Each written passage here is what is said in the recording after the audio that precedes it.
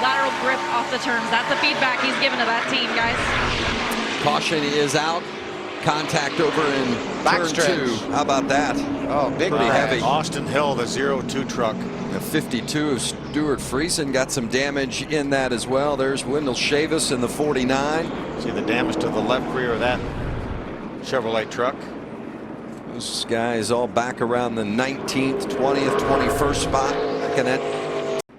Wrecking over in turn 2 and didn't get done until they were down halfway down the back straightaway. See if we can figure out what happens. Look at the top of our screen. Looks like Chavis got loose and started it. Oh, and he backs up the track. Yeah. And then the drivers did an excellent job. They thought he would stay on the bottom. That's conventional wisdom here. Everything slides off the track. Down, stay high, stay high, stay high. Watch where you're going, watch where you're going. Inside, inside, inside, inside. Keep coming, keep coming, keep coming. Stay right there, bud. I got a little more serious damage than others. Coming back to Dover.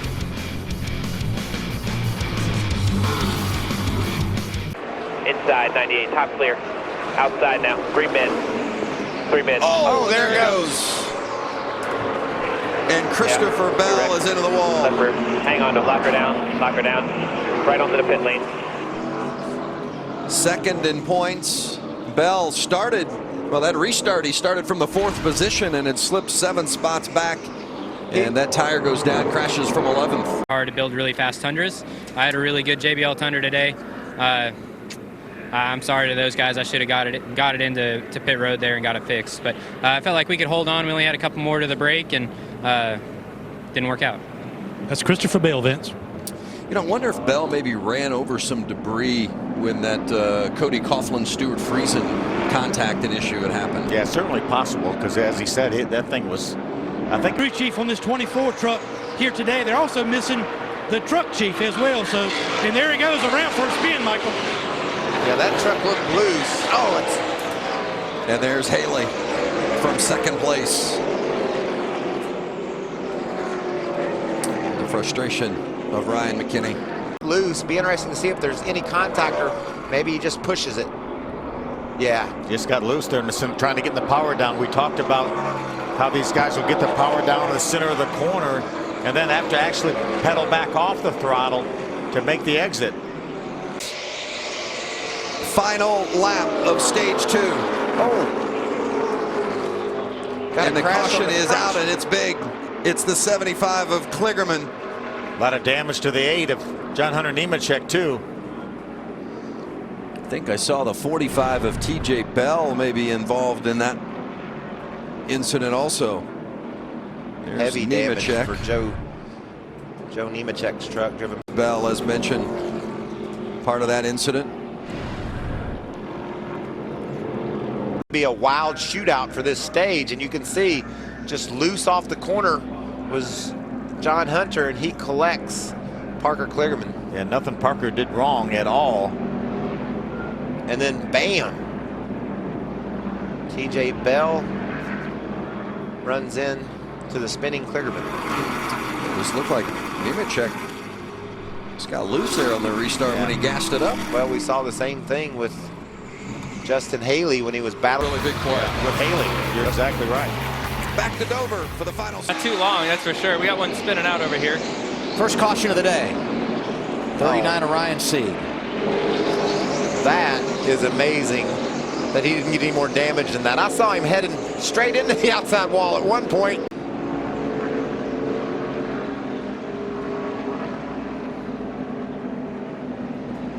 Oh, it got away from Brendan Gaughan, and Sieg maybe just tried to drive lower than Gaughan. Was there any contact from Reed? But watch this angle. Looks like he's for sure going to hit that outside wall at one point. Yeah, he did a good job hanging on to it. Not much he could have done there. I would not have wanted to be Ryan Reed in the 16 in that situation. Well, it's just hard to see what's happening up ahead, and you could see maybe just a slight tap into the back of the 39 of Sieg, and around he goes. All started with Brendan Gaughan, who was 15. It's so tough. You could see just a little loose there. And there it is. It just allows the 16 to get to his back bumper. And I don't think they actually hit each other, but he's already loose once in the corner, so he's already loose. And then when the 16 packs air onto the left rear of that car, there's not much holding onto it. the monster, he bites. You know, Yep. Hard. the last 5 races here, we've had 4 cautions in each race. I'm doing the math. We've had 2 already today. We know we're going to get 2 at the end of stage 1 and stage 2. It could be one of those afternoons. Kyle Larson, Ryan Blaney, Eric Jones, Daniel Suarez, Brennan Poole. Austin Dillon around William Byron, so some separation there. Oh, and Dillon's loose. He hits the wall. Caution's out. Developing. Caution 1, Brendan Gaughan. Caution 2, Brandon Jones. Caution 3, Austin Dillon. Still right with you. All Richard Childress racing cars. He just got loose. He was Keep it straight. No caution. No caution yet. No caution. just a bit on the high side, and you can see the thing just steps out. Yeah, Austin it was hit a running very 8th. important part of the car, that right rear quarter. You see how hard he drove into the corner to try to get the 48 actually behind it. Whoa! And you see damn Big whoa, slide it's for just still Poole, crashing. and there goes Blake Cook.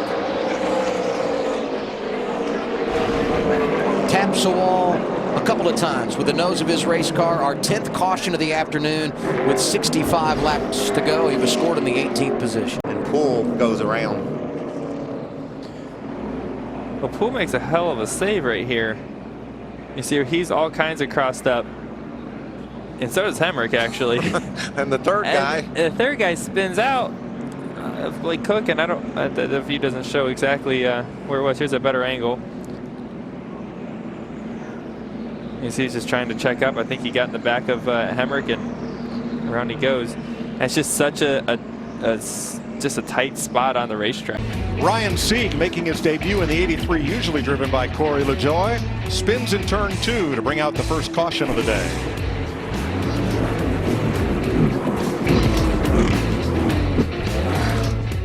Here he's going to be up high.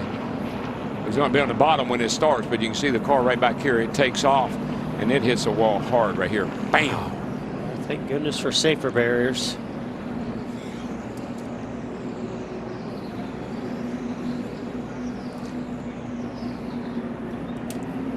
You know, it's pretty even coming across the line. Whoa, whoa, whoa! Man. Hold brake, hold brake, hold brake, hold brake. And hard in the wall, Keselowski. We talked about how hard that is to make that pass on the bottom like that on cold tires. That was just unfortunate. Well, and also, you know, they didn't come to pit road, so they picked up some of that rubber, and it built up on those tires. In a row, gets taken out through no fault of his own. He's in 4th place there. You just watch this 41 car on the bottom, and as we said, he stayed out. Everybody's out on those tires. They got a lot of debris built up on them, and man, he just got up the hill and got into the side of the 2 car and put him in the wall. I mean, Kurt did an excellent job correcting, and he was going to be fine. Unfortunately, Brad Keselowski was to the outside of him. 2 weeks in a row. Here's Keselowski's radio. I don't know what the hell happened there. He got loose underneath you. He just got loose underneath you. You went around side. He hooked and made a right turn into us. Part of how racing goes sometimes. Sometimes you catch the good brakes, and sometimes you catch the bad brakes. You know, from there, it looks like he probably just got a little arrow loose. Something else just happened here, so just part of it. Thanks, Brad. Yep, the yellow was out. 41 was suffering, but they were trying to stay out there, guys, until a caution. He was the caution. Karma, maybe. Left rear, it kind of watched like the left rear, the way the left quarter pound all was blown off the car. It's almost like something happened. Yeah, left rear tire definitely went.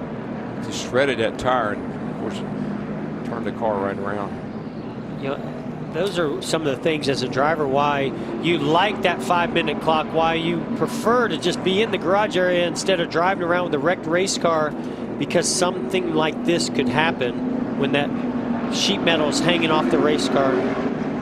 It's like a grinding. That tire is like a big grinding wheel, man. Yeah, it just rips the car apart. So this is 2 times now today. We had that with Stenhouse when they tried to repair the right side, probably cut his right side tire. This repair caused his left rear to shred. See the car is sideways right here coming off turn 4. That's pretty early. I think that started as she got. How you hurt the tire. You can almost see it unwind. All right, front's down, guys. Hold on. Front's coming. Front's coming. See back here, and the car just goes up the hill. You can't do anything with it when it's got the right front. Looking up real quick, but I bet the Trends told Chad Canals he needed to probably stay out until this point. Boy, heavy damage and impact by the 43, Regan Smith. Oh my gosh, that Losing thing a right shot front. up the hill. Now he was 14th. But that's what I was talking about, Mike. When Of them up there in the top 10, but the one that's led a lot of laps. Oh. trouble off turn 2, guys. Turn 2. They were 3 wide, and Paul Menard paid the price on the outside. Yeah, I think somebody got into him. I think Buscher got loose under Menard. That's what it looked like. With Larson right behind him. Sure did. Yeah, they were at least 3 wide. See what happens here. We got Kyle Larson looking around trying to find a way by. 37 on the bottom. He just gets a little bit high. They make contact, and it's on from there. And you can see, if you just get off that bottom a foot, the car just takes off on you. And, you know, you got to have the experience to know to check up and get it slowed down without getting into that car on the outside. Dude, what an incredible heads-up moment and move by Kyle Larson. I mean, he was in the high lane and then moved down, shot down right in front of Dale Jr. to clear this.